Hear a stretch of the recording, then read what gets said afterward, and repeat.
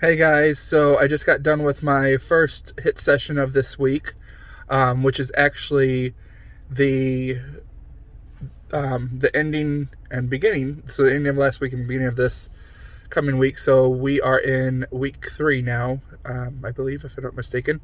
Um, so yeah, so was able to get. I got 3 workouts in last week with Prescription Fitness in South County. That's who I'm going through with this particular challenge. And then I'm hoping to do 4 this week, just because I opened up my schedule a little bit more. The plan was for last week, but I didn't go last Monday just because I had some personal stuff going on and was able to hang out with a friend and just kind of deal with some stuff, or at least begin dealing with some stuff. But anyway, so tonight's workout was good. Definitely sweated. You can't tell it right now because I was driving with my moonroof open and windows because I was sweating and I was hot. So, but yeah, still a good workout. If you could smell me, you could tell it was a good workout. So I'm getting ready to head home and shower and dinner. But so speaking of dinner, someone had asked me if I was going to be posting kind of my like meals that I've been doing and I guess recipes and stuff.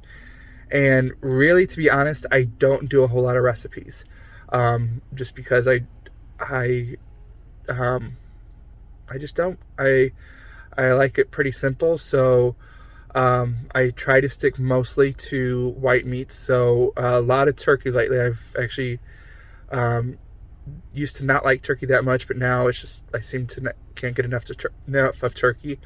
And then I'll do chicken. Um, let's see what else. Salmon. Haven't actually had tuna lately. Tuna used to be a big thing, but when I say simple, I mean I pretty much cook it, maybe add onion or garlic powder or salt, or whatever, or pepper, and that's pretty much it. Um, yeah, I've even hamburgers, which when it comes to hamburgers, it's pretty much just the meat. I don't eat actual buns right now because I'm trying to stick to keto as much as possible. I don't know if I've had a few things that might not have been on keto. I feel like if I look up some things, it says it is keto friendly. Some things some lists say it's not. So again, like I said in the last message, I am not an expert at this stuff. Um, I've been definitely having a lot more eggs lately. Um, there's times where I have eggs twice a day, which I actually was realizing I probably need to do egg whites a little bit more just to help with cholesterol wise. Um, I'm not sure where my cholesterol is. Last time it was good, but still, I don't want to trade one thing for another. So, but yeah, eggs, which is pretty much pepper, really. I don't add milk or anything. If I cook it in, I like scrambled, over easy, and sunny side up. The hardest thing about sunny side up is, and kind of over easy, is I used to like it with toast because I would dip the toast in the runny yolk part because that's the best part of the eggs. So hasn't been as enjoyable, but it's still good. But yeah, so pretty much pepper. If I again, sorry, sunny side up or over easy, I will cook in butter. And I use Kerrygold. If you know anything about keto, that's the one thing. Every time I look up keto, that's the butter they recommend. It's grass fed, excuse me, and it tastes good. But again, that's pretty much the only time I use butter, or if anything, kind of oil or something. So yeah, I actually did do. I will say I did do kind of a recipe thing yesterday. I made egg muffins. So took a 6 count muffin tins and cracked in 1 egg in each of those, and then added chopped up red, yellow, and orange peppers, and some broccoli, and then some feta cheese, and just gave those a little stir so they were more like scrambled, and then baked those, which was 350 for 30 minutes, I believe. I'll double check that for my next post, but you can look that up. There was even a recipe where you set those in a baking dish. You set the muffin pans in the baking dish and fill that up with water, and apparently it's supposed to cook the top a little differently of the muffins. So I didn't do that, but they turned out great. I had two for lunch, not lunch, two for breakfast, sorry, yesterday. And then for lunch, I went to a Mexican restaurant with some friends after church, and which was really hard not to get something not keto friendly, just because everything looked so good. But I got their Hawaiian chicken, which apparently I ordered. It's called Hawaii Pollo, if I'm saying it right. I'm probably not. I said Polo. The family that I went with have some Mexican heritage, some strong Mexican heritage. So I learned that I said it wrong. So, but anyway, but yeah. So I had it without the pineapple, because not doing pineapple right now because it's a pretty sweet fruit, and I ordered no rice. It came with rice. I didn't eat it. And then it came with cooked vegetables, with broccoli, carrots, and cauliflower. And I didn't even have half of that, which actually brings me to my next point. I actually gained a pound this week, which I'm not surprised, because I've had bacon, which obviously bacon is salty. I cooked it for my eggs, and if you're human, if you smell bacon, you're going to eat bacon. So I had some, and definitely I could tell afterwards like how thirsty I was. Like I could not quench my thirst.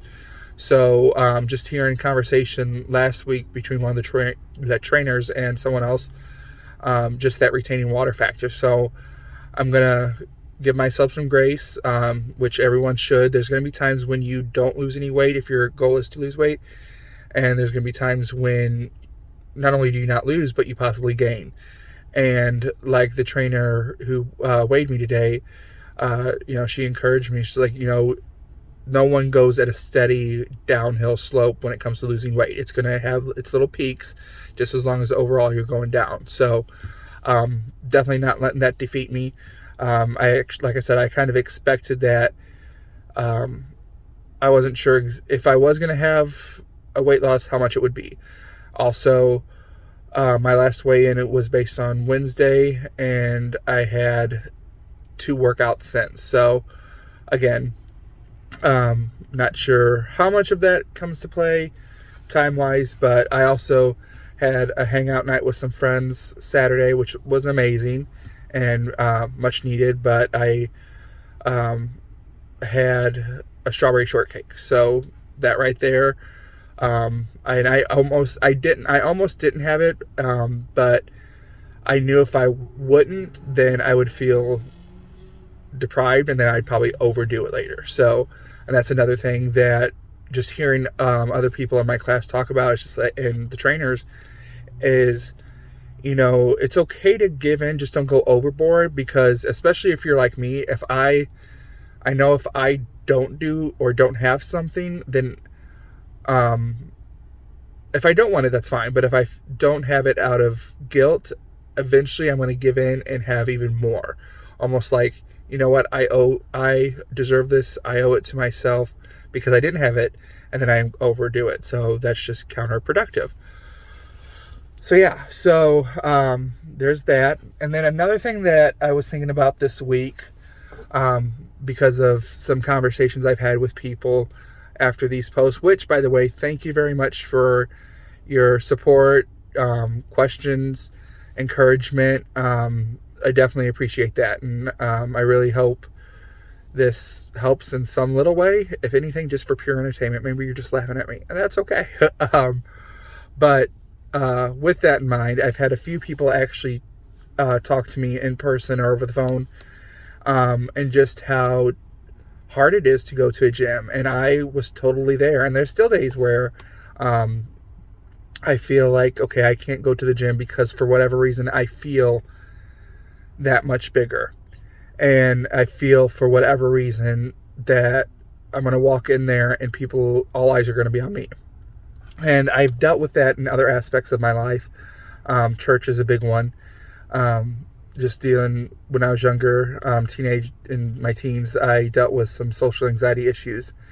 And so I was just thinking about that, and how I do feel a lot more comfortable going to the gym, and it was not an easy process, excuse me. In fact, at first I would go with a friend, and that definitely helped. And I realized after going there, based on a few other things, which I'm going to share, was just like, these people, if they're paying attention to me, then maybe they're watching me because when I do the treadmill, there's times I start almost dancing, depending on the music.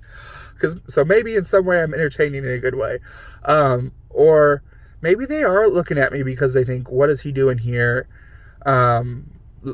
Look how far he's gotten, in the bad sense, just how big he is and all that. And you know what?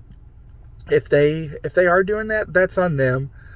But most likely, people aren't paying attention to you. If they look at you, it's probably just a glance, and they don't even realize they're looking at you, because everyone's there to work on themselves, whether it's to gain weight, to lose weight, to strengthen a particular part of their body, who knows. And I was thinking of, there's a character from Absolutely Fabulous, Eddie Monsoon, I think played by Jennifer Saunders, if I have her name right. I meant to look that up, but I forgot. Anyway, so she's in one of the episodes, she's talking to her daughter, who's very conservative and shy, and Adina, the mom, is talking to her and just trying to encourage her to not be so timid and not be so worried about what other people think. And I'm going to paraphrase this or completely butcher it, but she says something along the lines to Safi, her name's Safi, sorry, to Safi, and tells her people's eyes are her cage and only she has the key.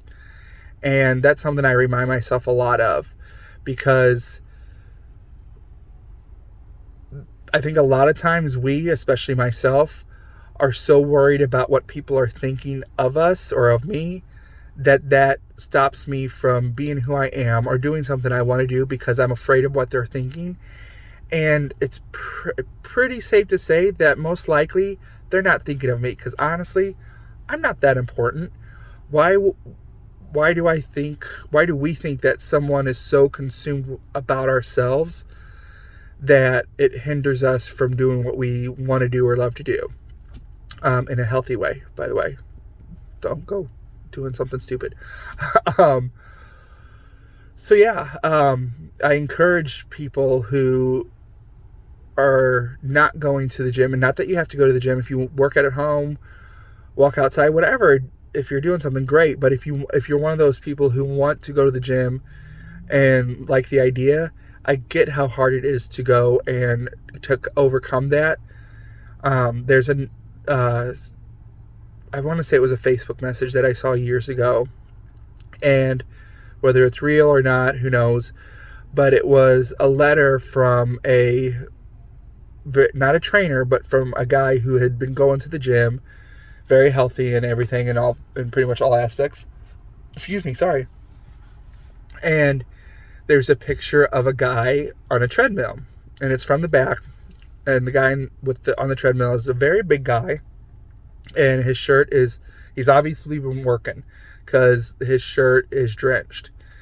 And the letter or message to this guy is along the lines of just pretty much of encouragement, saying, keep it up. And this is coming from a guy who is very fit, very athletic. The guys that I think we all are intimidated by when we go to the gym, guys or girls. So you can put this scenario, if it's a healthy woman talking to an unhealthy woman or a big woman, whatever, or guy and guy, whatever. Just put you in this scenario. But this healthy, fit guy was telling this guy, who was very much in the big and tall category of life, like I have been, was saying to him, you are doing incredible, because the work you're putting in is so much harder than the work we're doing, meaning the healthy people that have been going to the gym for a long time and know what they're doing. They are going to better themselves, but it's not that same of a challenge. I don't want to belittle their challenge or anything by any means, but he was encouraging him, saying, you know what, you may only walk 1.5 miles per hour as opposed to the treadmill next to you where the guy or lady is walking at 3 or faster at a pace, but that big guy is doing so much harder work, because not only is he walking, he's carrying all that extra load, literally. And that's another thing that encourages me, is when I think about that, I'm like, yeah, I don't look like these other guys. I don't look like one of my best friends who I go to the gym with, who is on the opposite journey. He's wanting to gain weight. And I know when I'm walking at my steady pace, that's a very slow pace for him. And there were times when I struggled with that, when I was seeing him out of the corner of my eye, and I would look at his mile counter. Gosh, I can't talk. I hate doing these. And I would start kind of feeling bad. I'm like, dang, he's, we've been at the gym on the treadmill for 30 minutes, and he's twice as far as I am. And that's when I start playing these mental messages again. And it's like, you know what? Great for him for going that far and going so far so fast. But you know what? He's doing him. I'm doing me. I'm walking however much faster I was last week, and a lot more faster than a few weeks before that.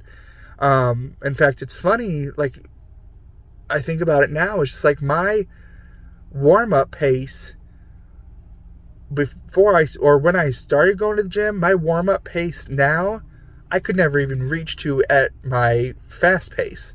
So just thinking about those, that kind of sneak up on you.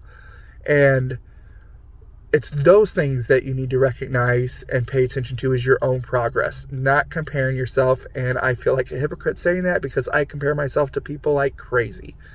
And so I'm just encouraging people, again, whatever your goal is, whether it's to lose weight, gain muscle, again, even if it's career-wise and you're wanting to get someplace that you're not, concentrate on the steps that you're taking to get there, as opposed to what other people have done and how they've gotten there their own way. Look at their journey and see what you can take from it. Use it to your own story if you can, but don't think that because they're doing it faster or differently that your way is wrong. If you're moving forward, no matter if you're moving at a snail's pace or a cheetah's pace, again, I can't talk, a snail's pace or a cheetah's pace, you're moving. And so don't beat yourself up on the times when you didn't meet someone else's expectations, which probably, good chances are, they weren't their expectations. They're what you thought their expectations were.